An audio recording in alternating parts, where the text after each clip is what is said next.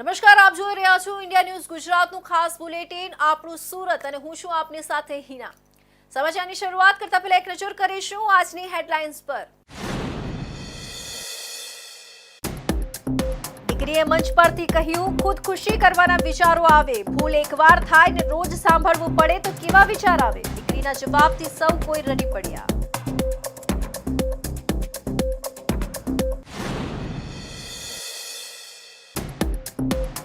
એટીએસે સુરતમાંથી નકલી નોટો ઝડપી। પશ્ચિમ બંગાળથી 500ના ચલણની ફેક કરન્સી લાવી બજારમાં ફેરવવાનો પ્લાન હતો। ઘણી નોટ એક જ સિરીઝ અને એક જ નંબરની।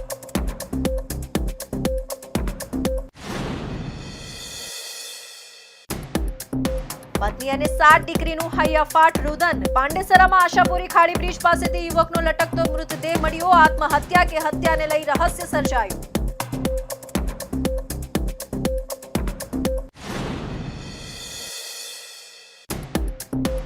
પાંડેસરામાં 2 નવી પોલીસ ચોકીઓનું લોકાર્પણ। પોલીસ કમિશનર અનુપમસિંહ ગેહલોતના હસ્તે ઉદ્ઘાટન। 8 લાખ નાગરિકોને મળશે સીધી સુરક્ષા સેવા।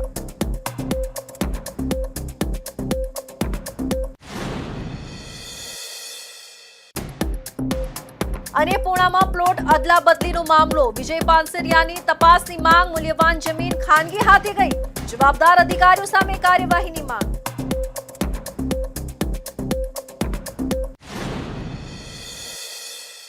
અને હવે જોઈશું સમાચાર વિસ્તારથી। સુરતના કતારગામ વિસ્તારમાં 19 વર્ષીય પાટીદાર શિક્ષિકા નેનુ વાવડિયાની ઉત્તર ક્રિયાના દિવસે 1100 દીકરીને ભોજન કરાવી શક્તિ સાથે સંવાદ શીર્ષક હેઠળ આત્મરક્ષા અંગે પ્રોત્સાહન આપવામાં આવ્યું હતું। આ દરમિયાન જ્યારે દીકરીઓની એકવાર ભૂલ થાય અને રોજ સાંભળવું પડે તે સમયે મનમાં શું થાય, કેવા વિચારો આવે તેવું પૂછતા એક દીકરીએ કહ્યું હતું કે ખુદકુશી કરવાનું મન થાય। આ સંવાદ બાદ હાજર તમામ લોકોની આંખોમાં આંસુ આવી ગયા હતા। જાહેર મંચ પરથી દીકરીઓ અને વાલીઓને સંવાદ કરવા માટે અપીલ કરવામાં આવી હતી। આ સાથે પોલીસ કમિશનરે પણ વાલીઓ અને દીકરીઓને સંવાદ કરવાની ટકોર કરી હતી। સુરતના કતારગામના નાનીવેડ ખાતે આવેલી વિધિ પેલેસમાં રહેતી 19 વર્ષીય નેનુ વાવડિયાએ સગીર પુત્ર અને તેના પિતાના ત્રાસના કારણે આપઘાત કરી લીધો હતો। આ બાબતે ફરિયાદ નોંધાયા બાદ સગીર પુત્ર અને પિતાને ઝડપી લેવામાં આવ્યા છે। હાલ આરોપી સગીરને પુખ્ત વયનો ગણીને કેસ ચલાવવામાં આવે તેવી પોલીસની અરજી સામે કોર્ટમાં સુનાવણી ચાલી રહી છે, જેમાં બંને પક્ષ સામસામે દલીલો કરી રહ્યા છે। જે પ્રકારે પાટીદાર દીકરી નેનુ વાવડિયાએ આપઘાત કરી લીધો છે તે રીતે બીજી કોઈ યુવતીઓ સાથે આવી ઘટના ન બને તે માટે સમાજ દ્વારા કડક કાર્યવાહી કરવાની માંગ કરવામાં આવી રહી છે। આ સાથે જ પરિવારજનો દ્વારા કતારગામ વિસ્તારના આંબા તલાવડી ખાતે આવેલી પાટીદાર સમાજની વાડી ખાતે મૃતક નેનુ વાવડિયાની મરણોત્તર વિધિ રાખવામાં આવી હતી, જેમાં શક્તિ સાથે સંવાદનું આયોજન પણ કરવામાં આવ્યું હતું અને દીકરીઓને આત્મરક્ષા માટે પ્રોત્સાહન આપવામાં આવ્યું હતું। આ સાથે જ 1100 દીકરીને ભોજન પણ કરાવવામાં આવ્યું હતું। આ કાર્યક્રમમાં પોલીસ કમિશનર અનુપમસિંહ ગેહલોત પણ હાજર રહ્યા હતા અને દીકરીઓ સાથે સંવાદ કર્યો હતો। મોટિવેશનલ સ્પીકર મનીષ બઘાસિયા દ્વારા પણ દીકરીઓ અને હાજર વાલીઓ સાથે સંવાદ કરવામાં આવ્યો હતો। દીકરીઓને મોબાઈલ ફોન અને તેમની સાથે બનતી ઘટનાઓ અંગે પરિવાર સાથે વાતચીત કરે છે કે નહીં તે અંગે સવાલો કરવામાં આવ્યા હતા। દીકરીઓના આ જવાબોને લઈને વાલીઓએ પણ ચિંતા કરવી પડશે તે પ્રકારનો સંવાદ કરવામાં આવ્યો હતો। દીકરીઓને માતા પિતા સાંભળીને તેમને સાથ આપશે તે પ્રકારની માનસિકતા રાખવી પડશે। દીકરીઓને પણ માતા પિતા સાથે સમગ્ર વાતચીત કરવા અંગે પણ અપીલ કરવામાં આવી હતી। આ સાથે જ દીકરીઓને સાથ આપવા માટે વાલીઓને પણ ટકોર કરી હતી। આ સંવાદ દરમિયાન દીકરીઓએ જે જવાબ આપ્યા હતા તેનાથી હાજર સૌ કોઈની આંખોમાં આંસુ આવી ગયા હતા। આ તમે ખબર છે બેટા કે તો આ મોબાઈલો જો હોય છે, મોબાઈલમાં ઘણા બધા કચરા બોલે ને, કચરા ફાલતુના ચીજો જો હે કન્ટિન્યુઅસ ઘૂમતી રહે છે, જેના એના સત્યતા બાબતમાં કોઈને ખબર પણ નહીં હોય, લેકિન સતત જો હે આવતા રહે છે। તમે ખ્યાલ છે કે નહીં? ખ્યાલ છે? હા એના બધો તમે મોબાઈલ પર જો છો, તમે ગમે છે? બધી ચીજો ગમે છે? હે અહીંયા બોલો, જોરથી બોલો તો ખબર પડે તમે ગમે છે કે નથી ગમતા જોઈએ। તો તમે જો કોઈને ખ્યાલ પણ નહીં હોય, આ પ્રકારના મેસેજ ખોટા સાચા મેસેજ એકદમ ફરતા હોય 90% મેસેજ એકદમ ખોટા ખોટા આવે છે અને એના પછી શું થાય છે, તમે વારંવાર મોબાઈલ પર રહો તો તમારા આંખોના રોશની ઉપર ઇફેક્ટ પડે, તમારા એના તરંગોના લીધે તમારા દિમાગ ઉપર અસર પડે, બરાબર છે. તમે ત્યારે ખ્યાલ નહીં આવે, જ્યારે તમે મોટા થશો ત્યારે ખ્યાલ આવશે, એના જો દુષ્પરિણામો તમે ખ્યાલ આવશે કે કેટલા મોબાઈલના લીધે તકલીફો પડી છે. આજરોજ સ્વર્ગવાસી નેનુ વાવડિયાની જે મરણોત્તર જે વિધિ હોય છે તેમની અંદર પરિવાર દ્વારા 1100 થી વધારે દીકરીઓને ગોરણી કરીને ભોજન કરાવવાનો જે કાર્યક્રમ હતો તેની અંદર જ્યારે પરિવાર દ્વારા આ પ્રકારનો દીકરીઓને એકત્રિત કરીને કાર્યક્રમ રાખવામાં આવ્યો હતો અને એની અંદર જ્યારે દીકરીઓ એકત્રિત થતી હોય ત્યારે ચોક્કસ આ પ્રકારે સ્વરક્ષા માટે, દીકરીઓની આત્મરક્ષા માટે 1100 થી વધારે દીકરીઓને આત્મરક્ષાથી પ્રોત્સાહિત કરવામાં આવીને સેલ્ફ ડિફેન્સ માટે તાલીમ આપવામાં આવી. આજના કાર્યક્રમના મુખ્ય હેતુમાં દીકરીઓમાં આત્મવિશ્વાસ વધે તેવા સેલ્ફ ડિફેન્સના પગલાં, વિકૃત માનસિકતા ધરાવતા તત્વોથી કેવી રીતે બચવું તેનું માર્ગદર્શન, બ્લેકમેલિંગ, દુષ્પ્રેરણા અને ફોસલાવીને આચરવામાં આવતા ગુનાઓ અંગે જાગૃતિ, આવા કૃત્યોના ભોગ બને ત્યારે શું કરી શકાય તેવા ઉપાયોની સમજ પાઠવવી, સ્કૂલ કોલેજની બહાર અસામાજિક તત્વો દ્વારા થતી અગમ્ય પ્રવૃત્તિથી કેવી રીતે ડામવી જેવા મુદ્દાઓનો સમાવેશ કરવામાં આવ્યો હતો. આમ સામૂહિક રીતે સમગ્ર સમાજમાં દીકરીઓને સુરક્ષિત અને નિર્ભય બનાવવા માટે સજાગ પ્રયાસ શરૂ કરવામાં આવ્યો છે. સાથે સાચી શ્રદ્ધાંજલિ આપવાનો પ્રયાસ કરવામાં આવી રહ્યો છે. સુરતના ઉધના રેલવે સ્ટેશન ખાતેથી અમદાવાદ એટીએસે 500 રૂપિયાના દરની કુલ 1,59,500ની બનાવટી ચલણી નોટ સાથે એક શખ્સની ધરપકડ કરી બનાવટી નોટોની હેરફેર કરતા ગુનાહિત રેકેટનો પર્દાફાશ કર્યો છે. આ કાર્યવાહીમાં પશ્ચિમ બંગાળના એક વોન્ટેડ આરોપીનું પણ નામ ખુલતા સમગ્ર કાવતરાના મૂળ સુધી પહોંચવા માટે વધુ તપાસ હાથ ધરવામાં આવી છે. હાલ આરોપીને સુરત કોર્ટમાં રજૂ કરી 10 દિવસના રિમાન્ડની માંગ કરાઈ છે. અમદાવાદ એટીએસને મળેલી બાતમી અનુસાર સુરતના માંકણા ગામ ખાતે રહેતા સત્યનારાયણ દેવીલાલ તેલી નામનો એક શખ્સ પશ્ચિમ બંગાળ ખાતેથી 500 રૂપિયાના દરની મોટી માત્રામાં બનાવટી ચલણી નોટ લાવી રહ્યો હતો. તેનો મુખ્ય ઈરાદો આ નકલી નોટોને બજારમાં અસલી નોટો તરીકે ચલણમાં ફરતી કરવાનો હતો. એટીએસની ટીમ ઉધના રેલવે સ્ટેશન બહાર બાતમી મુજબનો શખ્સ કાળા કલરના થેલા સાથે જોવા મળતા જ તેને તુરંત રોકી લેવામાં આવ્યો. તેણે પોતાનું નામ સત્યનારાયણ દેવીલાલ તેલી હોવાનું જણાવ્યું હતું. આરોપીએ પૂછપરછ દરમિયાન તેના કબજામાં ભારતીય ચલણની નકલી નોટો હોવાનું કબૂલ્યું. નોટોનું પ્રાથમિક નિરીક્ષણ કરતા જાણવા મળ્યું કે તેમાં એક જ સિરીઝ અને એક જ નંબરની 1 થી વધુ નોટો હતી.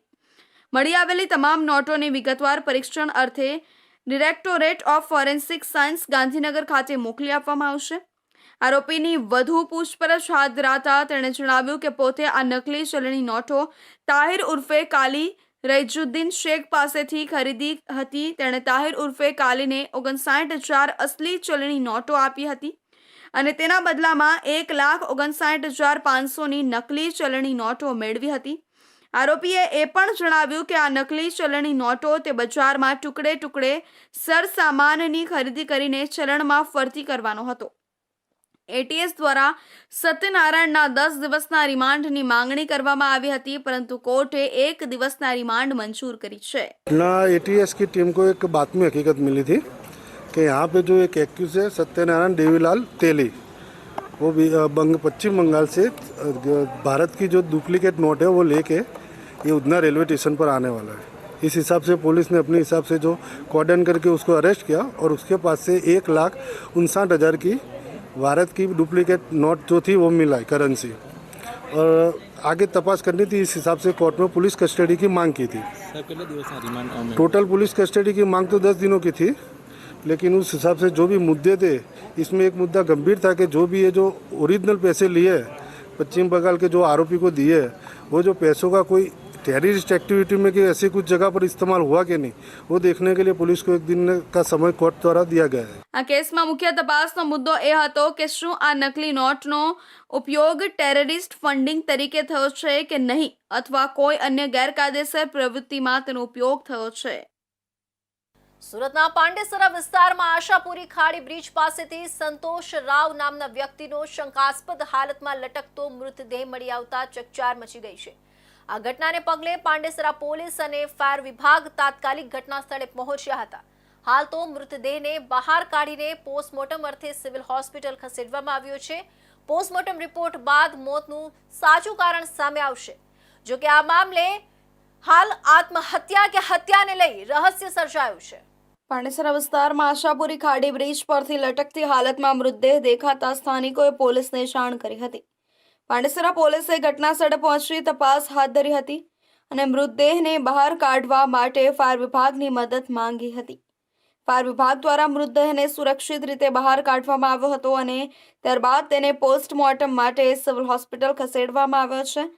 પોલીસ સૂત્રો પાસેથી મળતી માહિતી મુજબ મૃતકની ઓળખ સંતોષ રાવ તરીકે થઈ છે. સંતોષ પાંડેસરા વિસ્તારમાં જ પોતાના પરિવાર સાથે રહેતો હતો. તેના પરિવારમાં તેની પત્ની અને 7 દીકરી છે. સંતોષ ગેસની કંપનીમાં ગેસના સિલિન્ડર લેવા મૂકવાનું કામ કરીને પરિવારનું ગુજરાન ચલાવતો હતો.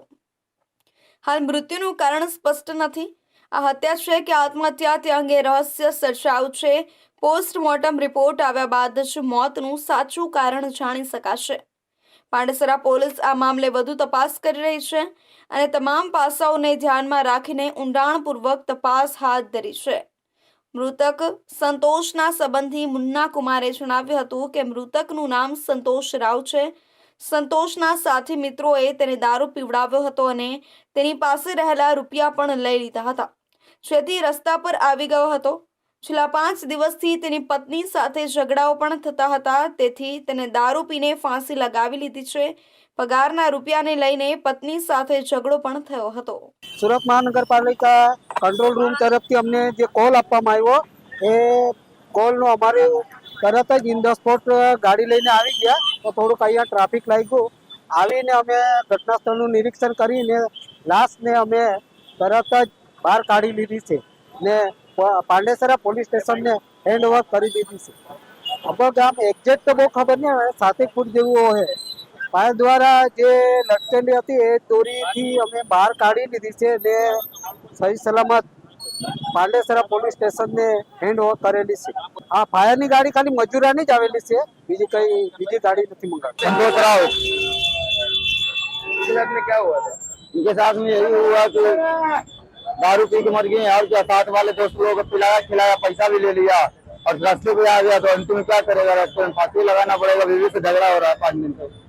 कहाँ पे काम करते थे और क्या काम करते थे? बाटला उठाते थे. किसके वहाँ काम करते राम सिंह. थे? झगड़ा वगड़ा हुआ था, इधर क्या हुआ? हाँ, बीवी के साथ में झगड़ा हुआ था ये इसके बात को लेकर पगार के पैसे के लिए. ये यहाँ पे फांसी कब लगा है? आपको कब मालूम पड़ा? आज मालूम पड़ा सुबह 8:30 बजे. आज कितने की बच्चे हैं? एक बीवी है, 5, 6, 7, 8 बच्चे, 8 बच्चे. બીજી તરફ મૃતકના સંબંધીએ જણાવ્યું કે સંતોષના સાથી મિત્રોએ દારૂ પીવડાવી તેની પાસે રહેલા રૂપિયા લઈ લીધા હતા, જેથી તે રસ્તા પર આવી ગયો હતો. છેલ્લા 5 દિવસથી તેની પત્ની સાથે પગારને લઈને ઝઘડાઓ પણ થતા હતા. મજૂરા ફાયર સ્ટેશનના સબ ફાયર ઓફિસર કાંતિભાઈએ જણાવ્યું હતું કે કંટ્રોલ રૂમ તરફથી અમને કોલ મળ્યો હતો અને તાત્કાલિક અમે ઘટનાસ્થળે દોડી આવ્યા હતા. ઘટનાસ્થળનું નિરીક્ષણ કર્યા બાદ ગણતરીની મિનિટોમાં જ મૃતદેહને બહાર કાઢીને પાંડેસરા પોલીસને હેન્ડઓવર કરી દીધો છે. મૃતદેહ જે દોરી સાથે લટકી રહ્યો હતો તે દોરીથી જ બહાર કાઢવામાં આવ્યો છે. સુરતના પાંડેસરા વિસ્તારમાં નાગસેન નગર અને હાઉસિંગ બોર્ડ ખાતે નવી 2 પોલીસ ચોકીઓનું લોકાર્પણ કરવામાં આવ્યું. પોલીસ કમિશનર અનુપમસિંહ ગેહલોતના હસ્તે રિબન કાપી અને દીવો પ્રગટાવી ઉદ્ઘાટન કરવામાં આવ્યું. નવી ચોકીઓથી હવે આશરે 8 લાખ નાગરિકોને સુરક્ષા સેવાઓ વધુ ઝડપથી અને અસરકારક રીતે મળશે. સુરત શહેરના પાંડેસરા પોલીસ સ્ટેશનની હદમાં આવતા નાગસેન નગર અને હાઉસિંગ બોર્ડ વિસ્તારમાં નવી બનાવવામાં આવેલી 2 પોલીસ ચોકીઓનું ભવ્ય લોકાર્પણ કરવામાં આવ્યું. શહેરના પોલીસ કમિશનર અનુપમસિંહ ગેહલોતના હસ્તે રિબન કાપી અને પરંપરાગત દીવો પ્રગટાવી ઉદ્ઘાટન કરવામાં આવ્યું. આ લોકાર્પણ સમારંભમાં વિસ્તારના સ્થાનિક ધારાસભ્યો, નગરસેવકો, પોલીસ તંત્રના ઉચ્ચ અધિકારીઓ તેમજ મોટી સંખ્યામાં સ્થાનિક રહેવાસીઓ ઉપસ્થિત રહ્યા હતા. વિધિ દરમિયાન સુરક્ષા વ્યવસ્થાનું મહત્વ વિસ્તૃત રીતે રજૂ કરવામાં આવ્યું હતું. નાગસેન નગર અને હાઉસિંગ બોર્ડ બંને વિસ્તારો ઘણી વસ્તી ધરાવતા છે અને ઇન્ડસ્ટ્રીયલ બેલ્ટ તેમજ રેસિડેન્શિયલ વિસ્તાર તરીકે પાંડેસરા સતત વિકસતો જઈ રહ્યો છે. આવી સ્થિતિમાં નવી ચોકીઓથી વિસ્તારમાં પોલીસની હાજરી વધશે, ક્રાઇમ ઉપર લગામ કસાશે અને તાત્કાલિક પોલીસ સહાય વધુ ઝડપથી પ્રાપ્ત થશે. પોલીસ કમિશનર અનુપમસિંહ ગહેલોતે જણાવ્યું હતું કે આ બંને ચોકીઓ લગભગ 8 લાખ નાગરિકોને સીધી સુરક્ષા સેવાઓ આપે તેવી રીતે કાર્યરત રહેશે. પોલીસ અને નાગરિક વચ્ચે ગેપ ઘટાડવો અને ટ્રસ્ટ વધારવો એ ચોકીઓનો મુખ્ય હેતુ રહેશે. ચોકીઓમાં જરૂરી પોલીસ સ્ટાફ સાથે સીસીટીવી સુવિધાઓ, ઝડપી પેટ્રોલિંગ માટે વાહનો અને સ્થાનિક રજિસ્ટર તથા ફરિયાદ વ્યવસ્થા પણ સુસંગત રીતે કાર્યરત રહેશે. પોલીસે સ્થાનિક લોકોની ભાગીદારીથી કાયદો અને વ્યવસ્થાનું જાળવવાનું ધ્યેય વ્યક્ત કર્યું છે.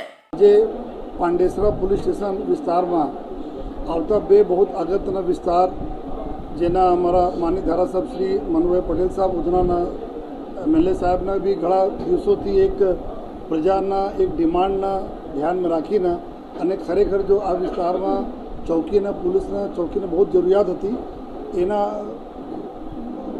આપણા પાંડેસરા પોલીસ અને ધારાસભ્યશ્રી અને આખા જો અમારા કોર્પોરેટરશ્રીઓ એના સહયોગથી જો આજે નાગસેન નગર જે એકદમ પૂરા ગીચ વિસ્તારવાળા જો લગભગ 1.5 લાખના વસ્તી ત્યાં રહે છે, જો અમારા પાંડેસરા ઇન્ડસ્ટ્રીયલ જો એરિયા છે એના બધા વર્કર્સ વધારે છે, જો મહારાષ્ટ્ર, ઓડિશા, યુપી, બિહાર તમામ પ્રકારના જો લોકો ત્યાં રહેતા હોય છે, તો એના ધ્યાનમાં રાખી અને ત્યાં વિસ્તારના રજૂઆતને ધ્યાનમાં રાખી નાગસેન નગરના આજે ચોકીના ઇનોગ્રેશન કરીને પબ્લિકના લોકાર્પણ કરવામાં આવેલા.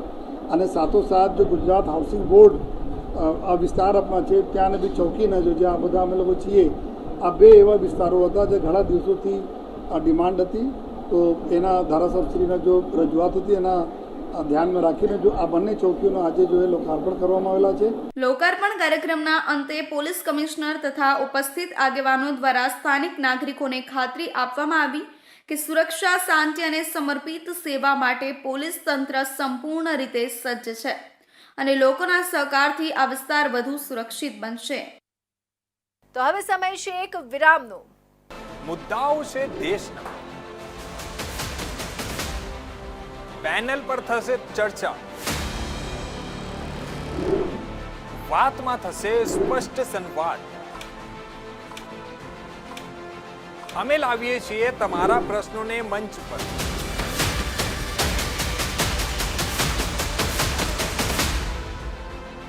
કેમ કે સમસ્યા તમારી, લડત અમારી. જુઓ મારી સાથે ફક્ત ઇન્ડિયા ન્યૂઝ ગુજરાત પર.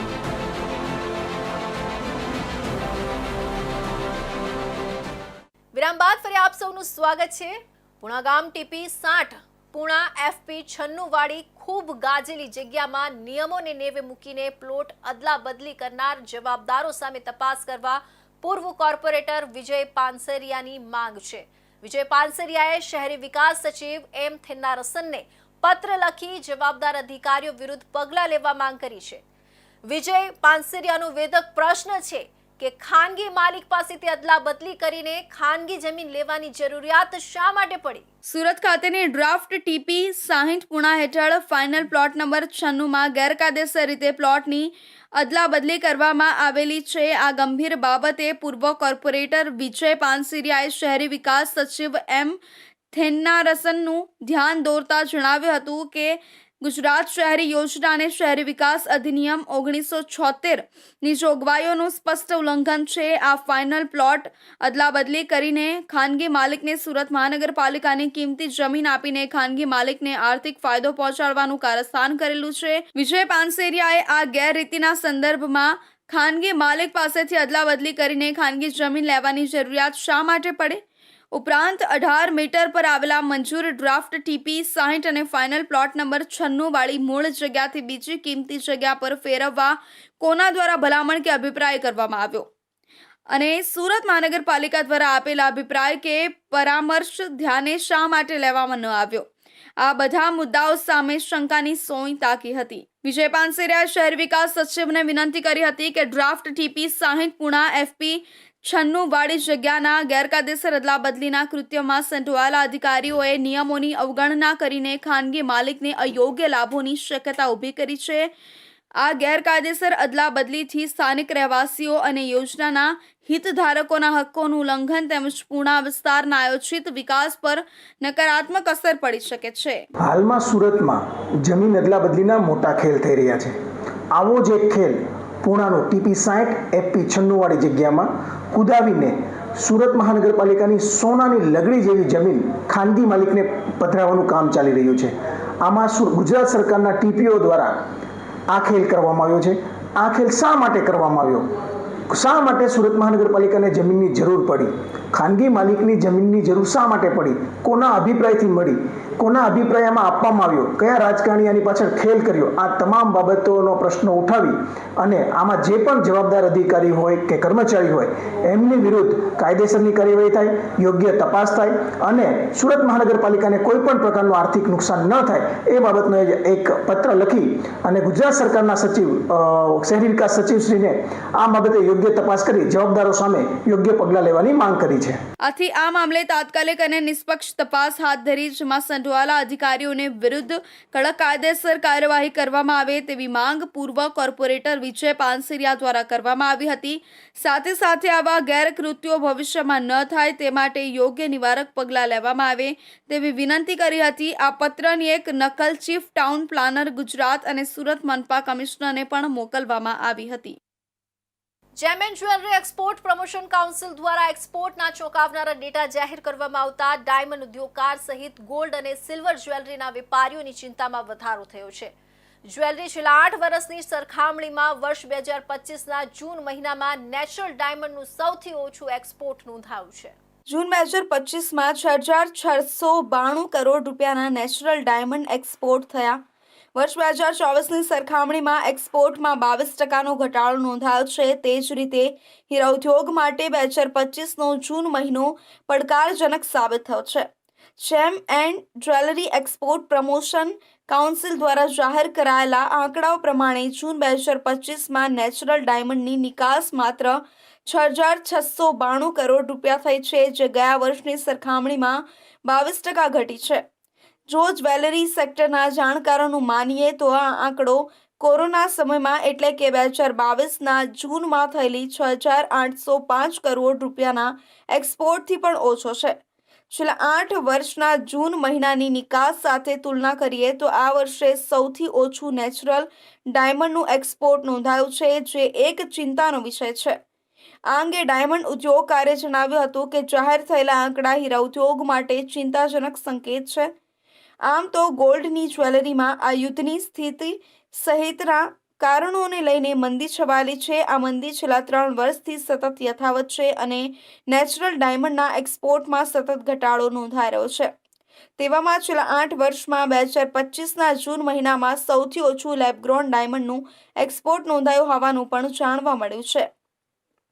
એક્સપોર્ટના વર્ષની વાત કરીએ તો 2018 જૂન 14,119 કરોડનું તથા 2019 જૂન મહિનામાં 11,662 કરોડ, 2020ના જૂન મહિનામાં 6,805 કરોડ, 2021ના જૂન મહિનામાં 14,510 કરોડ અને 2022ના જૂન મહિનામાં 15,737 કરોડ, 2023ના જૂન મહિનામાં 11,354 કરોડ, 2024ના જૂન મહિનામાં 8,496 કરોડ અને 2025ના જૂન મહિનામાં 6,692 crore. Gems and jewellery export promotion કાઉન્સિલના માધ્યમથી ત્રિમાસિક ને દર મહિને કમ્પેરિઝન રિપોર્ટ એક્સપોર્ટ ઇમ્પોર્ટના આંકડાઓ ડિક્લેર થતા હોય છે. આ આંકડાઓ ગઈકાલે ડિક્લેર થયા એ પ્રમાણે નેચરલ ડાયમંડ 2024 જૂનની અંદર જે આપણું એક્સપોર્ટ 8,496 કરોડ રૂપિયાનું હતું તે આ જૂન મહિના 2025ની અંદર ઘટીને 6,692 કરોડ રૂપિયાનું એક્સપોર્ટ થયું છે. એટલે એકંદરે જોઈએ તો 22.23% ઘટાડો જોવા મળી રહ્યો છે. એ જ પ્રમાણે લેબગ્રોન ડાયમંડની અંદર પણ જૂન 2024ની અંદર 741 કરોડનું જે એક્સપોર્ટ હતું તે જૂન 2025ની અંદર તે એક્સપોર્ટ ઘટીને 572 કરોડનું થયું છે. એટલે એકંદરે જોઈએ તો 22% ઘટાડો આ સેક્ટરની અંદર પણ જોવા મળે છે. સૌથી પોઝિટિવ જો બે બાબતો હોય તો એ સિલ્વર સ્ટડેડ જ્વેલરીની અંદર ખૂબ પોઝિટિવ રિઝલ્ટ જૂન 2024ની કમ્પેરિઝનની અંદર જોઈએ તો 402 કરોડનું હતું તે જૂન 2025ની અંદર 632 કરોડનું એટલે 56% જેવો વધારો જોવા મળ્યો છે. 2024ના જૂનની સરખામણીમાં 2025ના જૂનમાં એક્સપોર્ટ ઘટ્યું છે. 2024 જૂન 2025 જૂન વધારો ઘટાડો એક ચિંતાનો વિષય છે. કટ એન્ડ પોલિશ્ડ ડાયમંડ 8,496 કરોડથી ઘટને સીધો 6,692 કરોડ એ તે 22.49% ઘટાડો. Cut and polished lab-grown diamond 741 કરોડથી ઘટીને સીધો 572 કરોડ એટલે 24.95% ઘટાડો નોંધાયો છે. પરંતુ બીજી બાજુ પ્લેન ગોલ્ડ જ્વેલરી 2,080 કરોડથી વધીને 2,880 કરોડ થઈ એ તે 19.35% વધારો નોંધાયો. સ્ટડેડ ગોલ્ડ જ્વેલરી 2,893 કરોડથી ઘટ મેં 2,607 કરોડ એટલે 12.48% ઘટાડો નોંધાય. સિલ્વર જ્વેલરી 402 કરોડથી વધીને 632 કરોડ એટલે કે 52.70% વધારો નોંધાયો. ત્યાં જ નજર કરીએ તો પ્લેટિનમ જ્વેલરી 122 કરોડથી ઘટીને 108 કરોડ એટલે સીધો 14.48% ઘટાડો નોંધાયો. આ એક્સપોર્ટના વધારા ઘટાડાના આંકડા જાહેર થતાં ક્યાંક ચિંતાનો ક્યાંક રાહતના સમાચાર છે. પુણા ગામના શ્રમજીવી પરિવારની નાબાલિગ દીકરી ગયા ડિસેમ્બરથી ગુમ છે. 7 મહિના વીતી ગયા હોવા છતાં હજુ સુધી તેની કોઈ ખબર નથી. પરિવારજનો હવે ન્યાયની શોધમાં રાજકીય કક્ષાએ પહોંચી ગયા છે. પરિવારજનો ન્યાયની માંગ સાથે બેનરો લઈને રાજ્યના ગૃહ રાજ્યમંત્રી હર્ષ સંઘવીના કાર્યાલય તરફ આગળ વધવાના પ્રયાસમાં હતા. ત્યારે પુણા પોલીસે તેમને અટકાવ્યા અને પોલીસ સ્ટેશન લઈ ગયા હતા. પરિવારનો આક્ષેપ છે કે ગરીબ હોવાથી કોઈ પગલાં લેવામાં આવતા નથી. પોલીસ માત્ર ગુનો દાખલ કરી ચૂપચાપ બેઠી છે. પુણા ગામ વિસ્તારમાં રહેતા શ્રમજીવી પરિવારની નાબાલિગ દીકરીને ગત 28 ડિસેમ્બર 2024ના રોજ કોઈ શખ્સ લલચાવી ફોસલાવી લઈ ગયો હોવાની ફરિયાદ પુણા પોલીસ સ્ટેશન ખાતે નોંધાઈ હતી. હાલ આ ઘટનાને 7 મહિના વીતી ગયા છતાં હજુ સુધી કિશોરીનો કોઈ અતાપતો મળ્યો નથી. દીકરી માટે દોડધામ કરતો પરિવાર પોલીસ સ્ટેશનથી લઈને અન્ય વિભાગોમાં અનેક વખત ફરિયાદ કરી ચૂકી છે, પરંતુ તેમને ક્યાંયથી ન્યાય મળ્યો નથી. ત્યારે આજરોજ પરિવારજનો બેનરો સાથે ન્યાય માંગતા નારા લગાવતા રાજ્યના ગૃહ રાજ્યમંત્રી હર્ષ સંઘવીના કાર્યાલય તરફ જવાના પ્રયાસમાં હતા. ત્યારે પુણા પોલીસ દ્વારા તેમને રોકી પોલીસ સ્ટેશન લઈ જવાયા હતા. પરિવારજનોએ ગભરાટ વ્યક્ત કરતા કહ્યું કે જો કોઈ પૈસાદાર પરિવારની દીકરી ગુમ થાત તો 24 કલાકમાં આખું તંત્ર હલનચલન થઈ જાત, પણ અમે ગરીબ હોઈએ જેથી 7 મહિના વીતી ગયા છતાં અમારી દીકરી માટે કોઈ પગલાં લેવામાં નથી આવ્યા. અમારી છોકરી છેલ્લા 7 મહિનાથી લાપતા છે, પણ પોલીસવાળા કંઈ ધ્યાન દેતા નથી. રોજ હું 2 વખત પોલીસ સ્ટેશને જાઉં છું. એકને એક જવાબ મળે છે કે અમે કોશિશ કરીએ છીએ, લોકેશન ગોતીએ છીએ, પણ લોકેશન હજી મળતું નથી. બરોબર. અને નેતાની ખાલી એક ઘડિયાળ ખોવાની હોય ને તો એ 3 કલાકમાં ગોતીને દે છે. મારી છોકરી 15 વર્ષની છે, આ 7 મહિના થઈ ગયા છે, હજી કાંઈ પતતો નથી. બરોબર. શું માગણી છે મારે ન્યાય જોઈ. અમે હર્ષ સંઘવી સાહેબને પોલીસ કમિશનર સાહેબ પાસે જઈ આવ્યો છું, હર્ષ સંઘવી સાહેબ પાસે જઈ આવ્યો છું. પોલીસ સ્ટેશન હું રોજ 2 વખત જાઉં છું 7 મહિનાથી. ન્યાય એવો મેસેજ મળ્યો કે હાલો અમે તમારું કામ કરી દેવું, પણ હજી કાંઈ થયું નથી. મારે માંગણી છે, મારે ન્યાય જેવો જોતો છે. એ લોકોને કેમ ઘરના ન્યાય મળે છે? એ લોકોના ઘરનાને સબ બોલાવતા નથી, બેસાડતા નથી, કાંઈ નહીં. એ લોકોને બોલાવે જવા દે, પણ પૂછપરી નહીં. મારે તો સાહેબ હોમ જ મારી છોકરી 15 વર્ષની છે. મને બધા કે હું ના જાઉં ને સાહેબ તો નથી. પીઆઈ સાહેબ ને ફોન કરી દે, એ લોકો વાત કરી લે. સાહેબ મને કઈ ખબર ગઈ